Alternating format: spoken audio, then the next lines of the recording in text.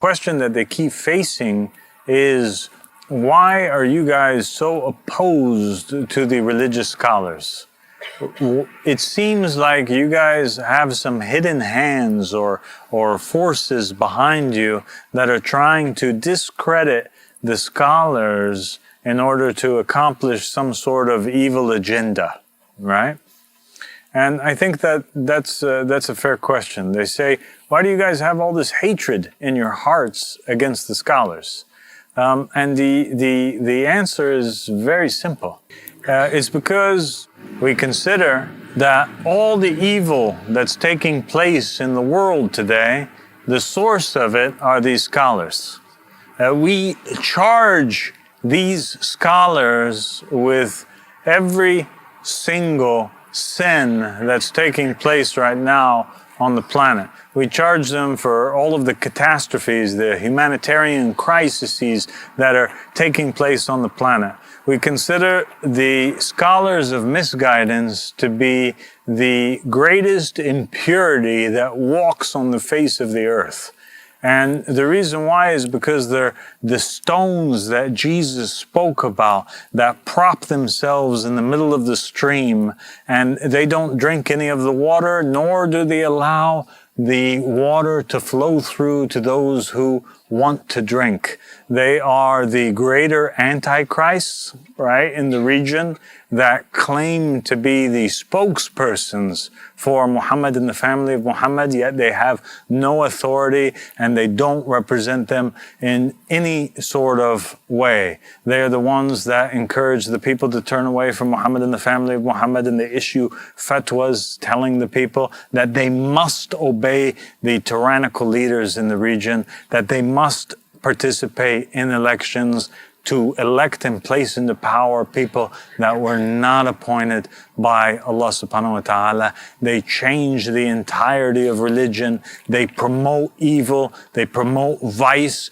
They participate in things behind closed doors. Every action of theirs is the opposite of that which comes out of their mouths. The people that they preach to, many of them will end up being saved because they do by their words and they don't do by their actions. They are hypocrites of the highest levels. They are the people that are mentioned by Muhammad and the family of Muhammad as being the most evil of creation underneath the sky. Al-Hassan, he said something incredible in one of his speeches. He said what? He said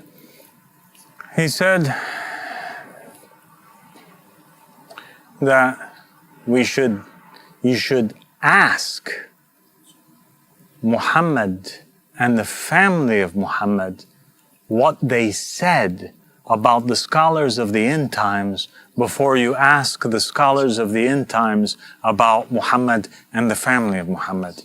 And if we go to the narrations of Muhammad and the family of Muhammad, we find them being described as more dangerous upon the Shia than Yazid, son of Muawiyah.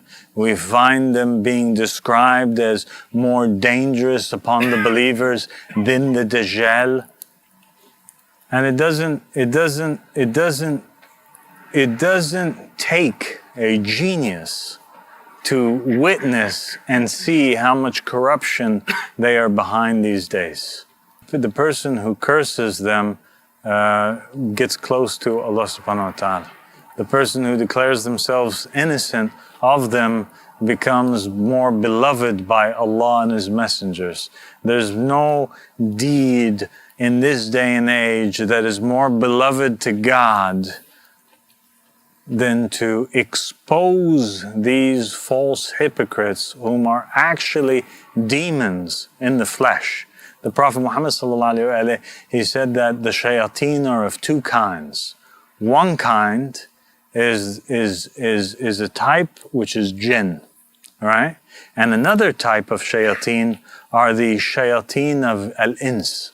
And the shayateen of al-ins are these non-working scholars who come and they take the people off of the path of God, take them off of the straight path and lead them astray, because that is what the agenda of the devil always was to take people, remove people from that straight path, to remove them from pledging allegiance to Imam Ali alayhi salam and the Imam of the time. So our enemies are the scholars of misguidance. Now, having said that, there are some scholars who, like Al-Hurr in Karbala, will end up turning around and pledging allegiance to the Mehdi, right?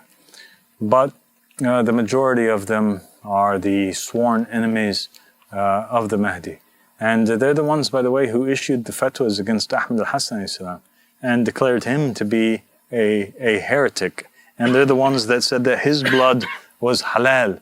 And they're the ones that attacked and imprisoned and tortured his followers even though they were committing no wrong. They're the ones whom are today issuing fatwas against our peaceful followers. For what? Because we said that our religion is open to all people, even LGBTQ people. In Malaysia, they issued fatwas out and they chased our believers outside of their own country that they lived in their whole life and that have their family members, and they wish that they could continue living there in peace. They're the ones that have oppressed and imprisoned our brothers in Algeria and issued fatwas against them. They're the ones whom sat in an entire documentary produced by the state of Iran,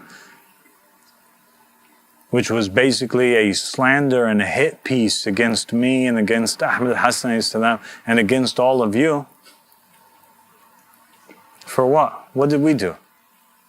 Me and Ahmad al-Hassan, we never even spoke about the non-working scholars until they started first. But that is the reason, because they hate truth, because they're the spawn of Satan. Lanatullah alayhim, and lanatullah on everybody who follows them. They're tools for the tyrants. The Prophet Muhammad he said, if you see the scholar leaning at the door of the king, then woe to the scholar and woe to the king. Reject the scholar and reject that king. Both of them are bad. Both of them are horrible. Anytime you have a king or a president or a prime minister who's controlling the religious authority and voice in the country, both of them are bad. They're in cahoots with one another. Lanatullah on both of them.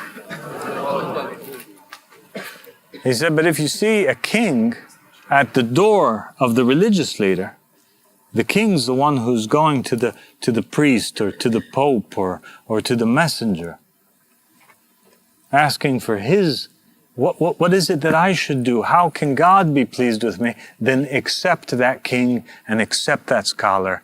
And in the world today, we have no examples of the second kind.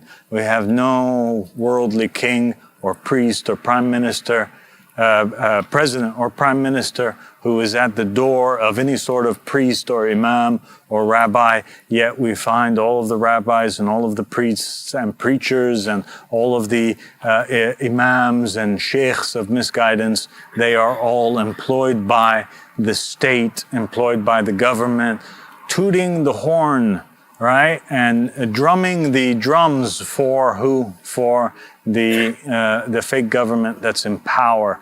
They are used by the government to keep the people in chains and to make them feel like if they disobey the government, they're going to be disobeying God Almighty.